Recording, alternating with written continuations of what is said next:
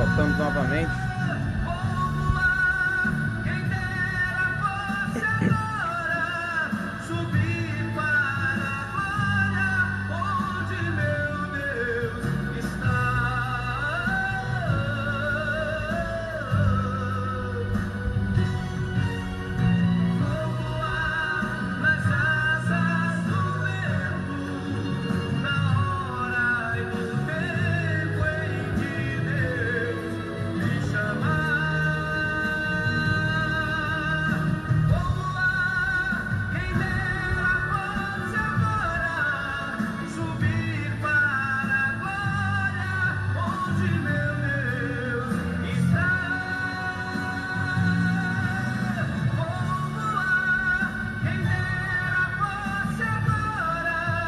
Subir para a glória, onde meu Deus está.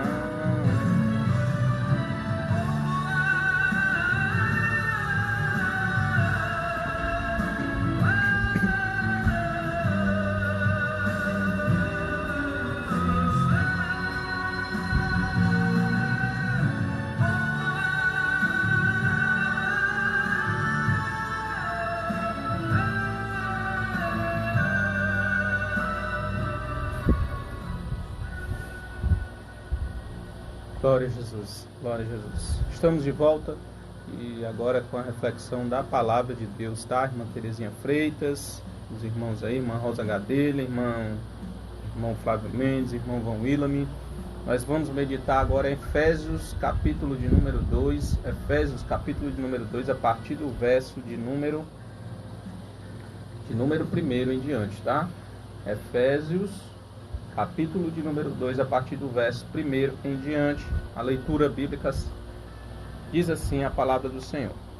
E vos vivificou, estando vós mortos em ofensas e pecados, em que noutro tempo andastes, segundo a carne, segundo o curso deste mundo, segundo o príncipe da potestade do ar, do espírito que agora opera nos filhos da desobediência, entre os quais todos nós também antes andávamos nos desejos da nossa carne, fazendo a vontade da carne e dos pensamentos. E éramos por natureza filhos da ira, como os outros também. Mas Deus, ele começa com uma conjunção adversativa. Ele diz o seguinte, olha, mas Deus, que é riquíssimo em misericórdia, pelo seu muito amor com que nos amou, estando nós ainda mortos em nossas ofensas, nos vivificou juntamente com Cristo. Pela graça sois salvos. E vos ressuscitou juntamente com Ele. E nos fez assentar em lugares celestiais em Cristo Jesus, para mostrar nos séculos vindouros as abundantes riquezas da sua graça, pela sua benignidade, para conosco em Cristo Jesus. Porque pela graça sois salvos, por meio da fé. Isso não vem de vós, é dom de Deus. Não vem das obras, para que ninguém se glorie. Porque somos feitura sua, criados em Cristo para as boas obras, as quais Deus preparou para que andássemos nela. Amém? Irmão Marquinho também está aí na escuta do programa. Que Deus abençoe sua vida. Então, meus queridos, essa passagem bíblica evidencia a grande graça que foi derramada, né, sobre todos os seres humanos. E o que eu acho interessante é que o texto bíblico aqui, o apóstolo Paulo, ele diz que Deus, ele nos vivificou, mesmo nós estando mortos em nossos pecados, né? Isso aqui já mostra o amor de Deus, que não pune, que não castiga, certo? Não está, Deus nesse momento da história da humanidade não está querendo castigar o ser humano, lançá-lo no inferno.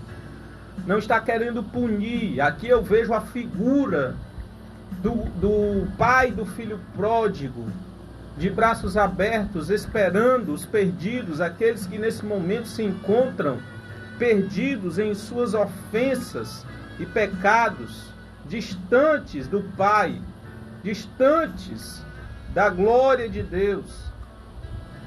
E eu vejo esse pai nessa expectativa de que o filho ele possa retornar, ele possa voltar para os braços do seu pai, para tornar a ser protegido, para voltar a ser amado, para voltar a receber toda a sua herança, tudo aquilo que ele tem no pai. Nada podemos ter fora do pai. Você pode perceber que o filho pródigo, quando ele sai da casa do pai, ele leva a sua herança, porém ele desperdiça tudo com meretrizes e com uma vida dissoluta. Então ele perde tudo, ele fica sem nada, ao ponto de ter que trabalhar com porcos e de desejar comer as comidas que os porcos comiam. Então, quando a gente se afasta, quando a gente vai para longe do Pai, nós estamos longe. Os pecadores, aquele que peca, aquele que é pecador, que ainda não aceitou, confessou, aquele que ainda não deixou Jesus entrar em seu coração e dominar por completo o seu ser, essas pessoas ainda se encontram distantes do amor, da graça. Pois a Bíblia Sagrada afirma, lá em Isaías, que o pecado fez essa separação, essa distinção, e nós vemos isso também muito claramente lá em Gênesis capítulo de número 2, 3, quando o homem ele erra, quando ele peca. A primeira coisa que acontece é o distanciamento de Deus, eles são retirados do jardim. Então esse distanciamento de Deus acontece à medida que pecamos, que erramos, que transgredimos as leis, transgredimos a vontade divina para as nossas vidas.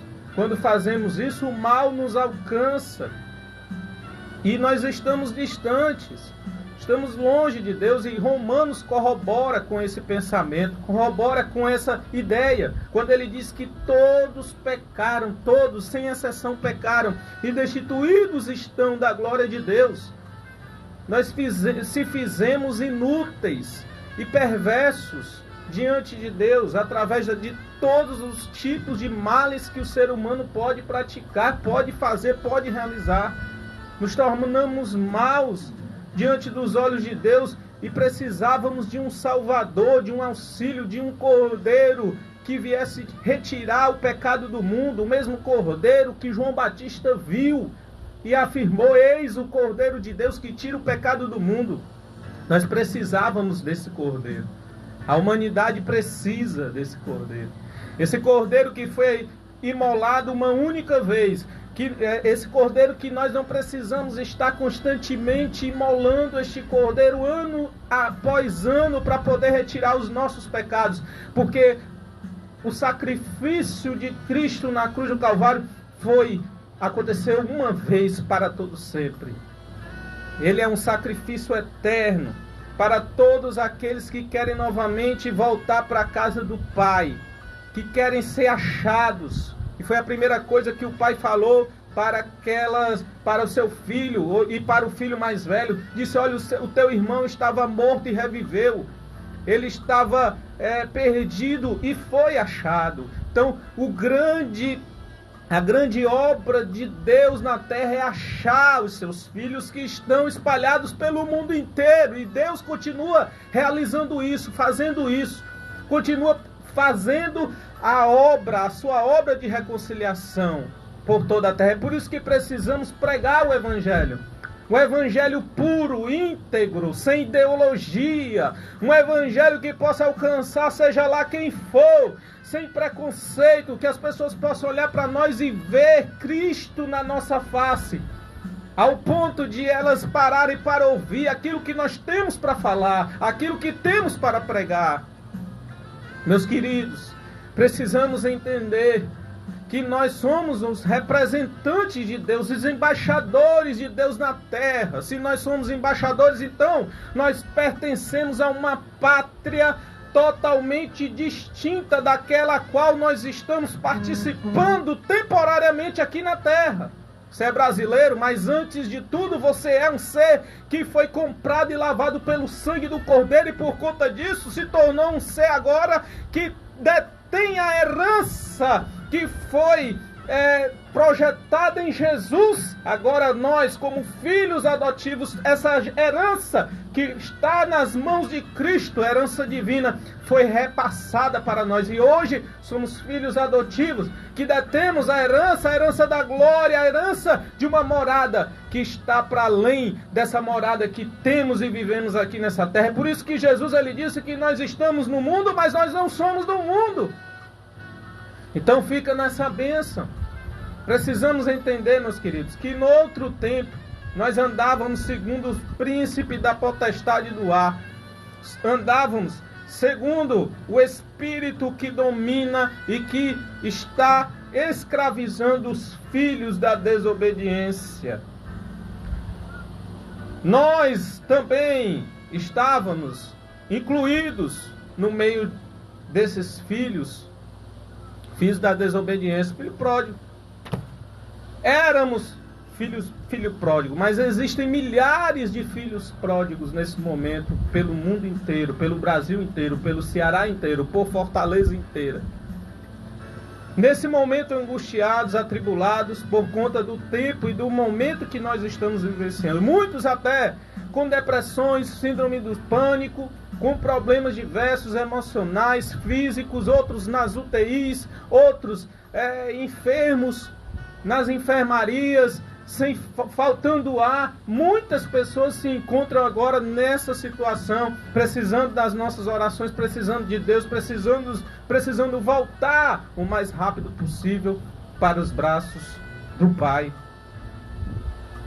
Nós também andávamos segundo o desejo da nossa carne, fazendo a vontade da carne e dos nossos pensamentos, e éramos por natureza filhos da ira. Filhos da ira. A condenação estava sobre as nossas vidas, Porém, ele diz: mas Deus, sendo riquíssimo em misericórdia. Olha, é esse Deus que eu prego. Eu não prego um Deus raivento que está querendo te dar uma chicotada porque você é desobediente. Muito pelo contrário, eu prego um Deus misericordioso que, mesmo sabendo que você está na desobediência, no pecado e nas trevas, Ele quer te vivificar e te levantar e te fazer uma nova criatura. É isso que nós, enquanto servos do Senhor, pregadores do Evangelho, devemos fazer enquanto houver vida. É por isso que eu não condeno antecipadamente, seja lá quem for, porque como eu já tenho falado, eu não sou dono do destino das pessoas. Eu não sei o que acontecerá daqui a 1 minuto, quanto mais isso na minha vida, né? Quanto mais na vida de uma pessoa. Eu posso olhar para uma pessoa e vê-la como a pior pessoa do mundo, um bandido da pior espécie, um bandido que já matou dezenas ou então até milhares de pessoas, mas eu também posso ver naquele bandido a chance da misericórdia de Deus alcançar ele e ele se tornar uma nova criatura para a glória do nome do Senhor Jesus Cristo. Nós precisamos entender que o Evangelho continua salvando e manifestando nas pessoas o amor divino por todas as criaturas. A palavra do Senhor fala, versículo 4, capítulo 2 de Efésios: mas Deus, que é riquíssimo em misericórdia, pelo seu muito amor com que nos amou, estando ainda nós lá mortos, porque quem está morto ele não sente, quem está morto ele não reage, quem está morto ele não tem a menor possibilidade de se direcionar até Deus. Então, nós se encontrávamos nessa situação. E a graça foi que despertou em nós o desejo de voltarmos ao Deus. O amor divino que entrou e penetrou no nosso coração por meio do Espírito Santo de Deus foi que nos tirou as escamas e nos fez recobrar o entendimento. O mesmo entendimento que foi recobrado no filho pródigo. Quando ele disse: eu preciso voltar para a casa do Pai, porque lá eu era melhor. lá a cegueira caiu, foi a mesma coisa que aconteceu conosco, nós estávamos mortos, mas a morte, ela foi retirada de sobre a nossa vida, a morte espiritual, a morte do pecado, que nos aprisionava e tirava a nossa atenção, a morte do pecado, o pecado que era um entretenimento mortal para a nossa vida, que nos tirava da palavra e da verdade.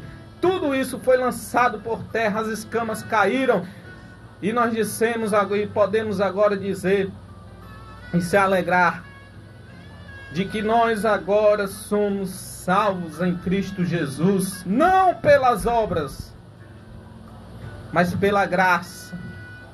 Não por obras de justiça. E aqui eu digo para você, meu querido, há uma linha tênue muito grande aqui. A gente precisa sempre andar na graça, sempre andar na graça. Porque pode ser que você comece a andar pela graça, mas depois termine andando nas suas próprias obras de justiça, achando que as tuas obras de justiça vai te justificar diante de Deus. Esse é um perigo.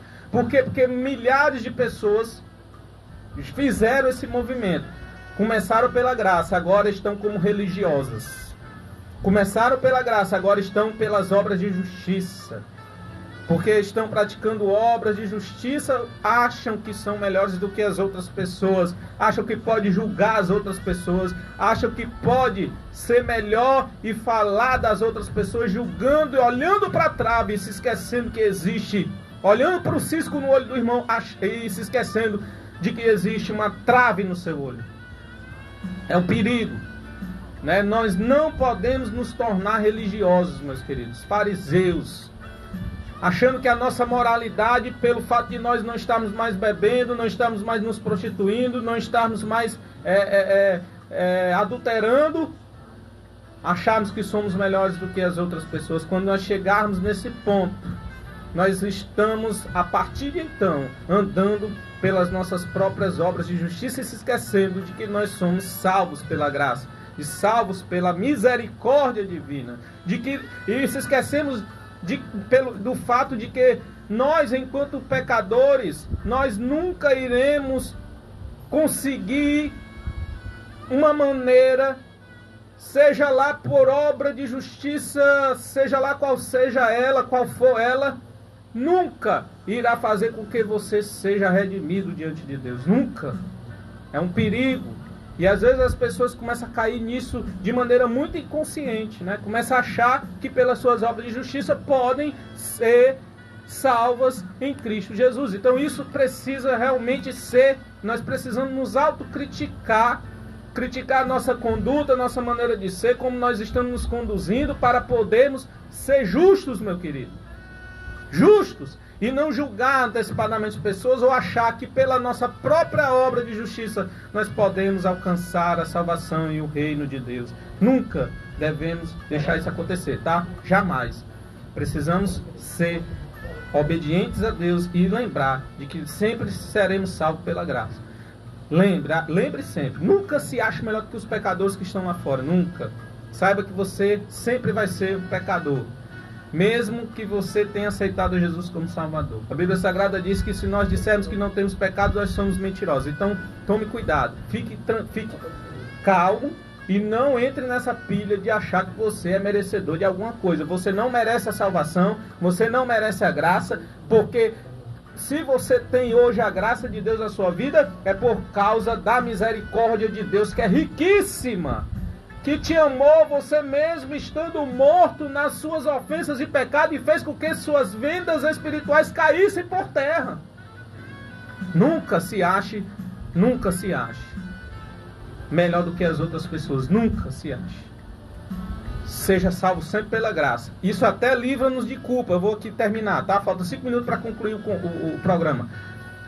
Livra-nos até de culpa, porque quem vive pelas obras de justiça e não vive pela graça, são pessoas que ficam direto, irmão, tentando pensam que pode, através das obras, conseguir agradar a Deus. Só que elas começam a se perceber que são pecadoras e começam a cometer algum tipo de erro e elas começam a se auto-julgar. São pessoas que vivem pelas obras, são pessoas preocupadas, que a culpa ainda continua sobre as suas vidas, precisa de libertação. Pessoas que estão vivendo sob o jugo da religiosidade, são pessoas que precisam de libertação, porque não têm paz com Deus. Precisam de paz com Deus, e não tem. Porque ficam se auto-julgando, se martirizando, eu sou pecador, eu não consigo acertar, eu não consigo me manter firme, eu não consigo, e fica jogando fora a graça o tempo todo, se esquecendo de que nós somos salvos por um favor imerecido de Deus. Deus sabe que você é pecador, Deus sabe dos teus defeitos, que você pode cair, que você cai, que você de vez em quando erra, mas Deus sabe, Ele é o teu advogado, que você vai permanecer firme, e o Espírito Santo trabalha na sua vida para poder te aperfeiçoar, te tornar um ser humano melhor. Então não se preocupe, não fique, irmão, tire todo o sentimento de culpa da sua mente. Em nome de Jesus, isso não vem de Deus, é o diabo que está operando na tua mente para querer te entristecer. Mostrar para você, sempre mostrando para você que você não merece, que você não merece a graça, que você não merece Deus, que você não merece, tentando te entristecer. Não permita que isso aconteça, em nome de Jesus. Tome posse dessa graça, da cruz. Tome posse da obra da cruz para a sua vida, em nome de Jesus. E não viva mais sob o jugo da culpa. Em nome de Jesus. Olha, não viva como um religioso. Pelo amor de Deus. Será mortal para você. Mortal. Viu? Então fique com essa reflexão. Em nome do Senhor Jesus Cristo.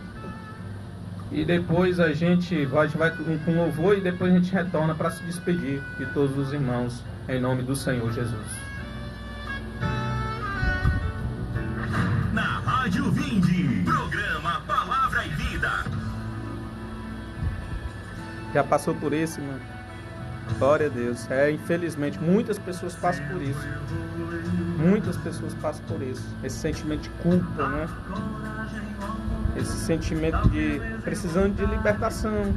Mesmo estando dentro da igreja, orando, busca o Senhor, mas precisam de libertação.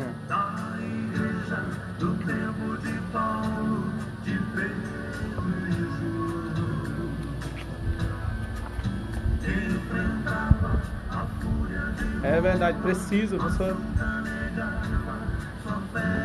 E nós vamos orar, né? Daqui a pouco vou orar por todos os irmãos, para Deus abençoar, libertar, fazer com que a gente volte para a graça.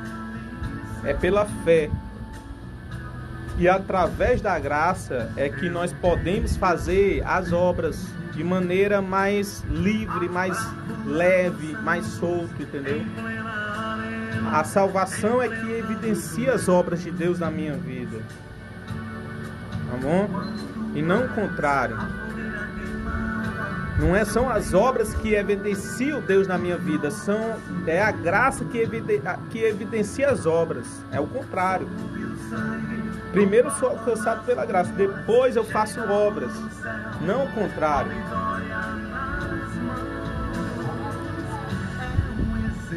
Irmã Edilene, abençoada, Deus abençoe. Irmão Átila, Deus abençoe, irmão Átila. Seus filhos, a família, para a glória do nome do Senhor. Estou com saudade aí dos irmãos aí, do Antônio Bezerra, irmão Átila em especial, né? Porque faz tempo que a gente não se vê, tá com tempão. E a irmã Edilene também. Glória a Deus.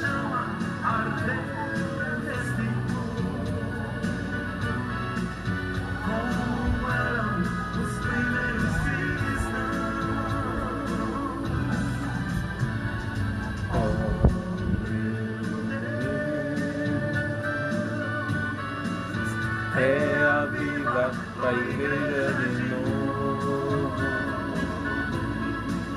faz a chama arder nesse povo,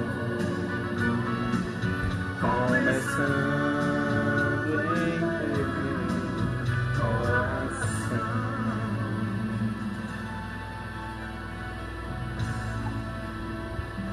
Glória a Deus.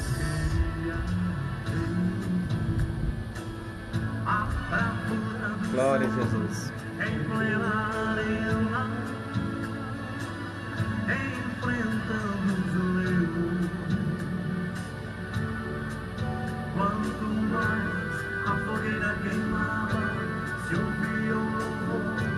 dos nossos irmãos.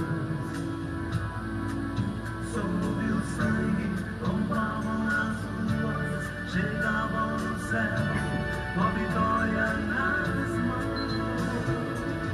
É um exemplo, verdadeira lição.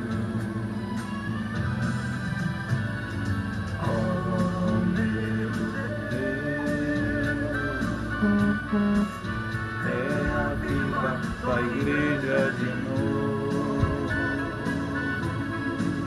faz a chama arder esse povo, como eram os primeiros cristãos. Oh, meu Deus, é a viva tua igreja de novo. Glória a Jesus. Irmãos, nós estamos aqui concluindo. Eu quero desde já agradecer os irmãos, certo? Vou fazer uma oração para concluir, certo? Mas desde já agradeço por você estar conosco nesse programa, certo? Onde a gente está aqui para expor a palavra, para poder falar sobre missão, para orarmos pelos países perseguidos e pela nossa própria nação. A gente precisa orar pela nossa própria nação. A gente precisa, irmão, se reinventar nesse período de pandemia para pregar o evangelho. E depois também, tá? Precisamos pregar um evangelho puro e simples, tá? Então vamos fazer essa oração agora em nome de Jesus. Pai Todo-Poderoso, queremos te agradecer por esses momentos que passamos, ouvimos a tua palavra, Senhor. Eu quero orar por todas aquelas pessoas que vivem ainda com esse sentimento de culpa, que vivem ainda, vivem de acordo com a sua própria moralidade, achando que a sua moralidade vai salvar a sua pessoa. Pai, em nome de Jesus, é pela graça, é pela obra redentora do Senhor Jesus na cruz do Calvário, é pela obra da salvação que foi dada aos homens, é dom de Deus, é um dom dado como um presente para que nós possamos receber e acalentar em nossos corações. Pai, em nome de Jesus de Nazaré, vem derramar um bálsamo, Senhor, livrar cada irmão meu, irmão, irmã, ou uma pessoa que não seja, mas que está nesse momento arrependido, pedindo, Senhor, que o Senhor entre em seu coração, que o Senhor entre e faça morada, que o Senhor traga de volta aqueles que se perderam. Senhor, que o teu amor esteja derramado em todos os corações, em todo o Brasil, para a glória do nome do Senhor Jesus Cristo. Que o teu poder libertador comece a agir agora, libertando do pecado, libertando da culpa, do medo, libertando das enfermidades agora, doenças, vírus, bactérias, seja lá o que for, Senhor. Entra agora lá, Senhor Deus, na enfermaria, na UTI, meu Pai, traz de volta, repreende o espírito da morte para a glória do nome do Senhor, restaura a saúde dos nossos irmãos. Meu Pai, ontem o irmão Jocélio pediu oração pela sua mãe que estava enferma. Eu quero repetir, quero orar novamente pela sua mãe. Pai, traz a cura, traz, Senhor Deus, o bem-estar, invade, Senhor Deus, o seu coração, o seu corpo físico com a cura para a glória do nome do Senhor e restabelece sua saúde. E assim, Senhor Deus, abençoa também. Eu quero orar, fazer uma oração especial pelo Iraque, esse país, Senhor Deus, que existem lá naquele país muitos cristãos, pessoas, Senhor Deus, que nesse momento se encontram perseguidas, que não podem se manifestar livremente, manifestar a sua religião, manifestar a sua crença. Senhor Deus, restaura essa nação e leva a paz aos corações de todos ali naquele lugar, em nome de Jesus. Abençoa também a nossa nação. Toma nas suas mãos esse país, Senhor. Traz a paz para essa nação que precisa tanto da tua paz, da reconciliação, que precisa do evangelho, precisa de salvação, precisa da regeneração, precisa, Senhor Deus, do novo nascimento. Em nome de Jesus, que o teu Espírito Santo trabalhe e resgate novamente, meu Pai, o fervor pelo evangelho puro e simples, para a glória do nome do Senhor Jesus Cristo. Nós te pedimos essas bênçãos dos céus, é no nome do teu Filho amado Jesus, que vive e reina para sempre. Amém. Deus abençoe sua casa, Deus abençoe você e Deus abençoe a sua família. E até o próximo domingo, a partir das 11 horas, para a glória do nome do Senhor.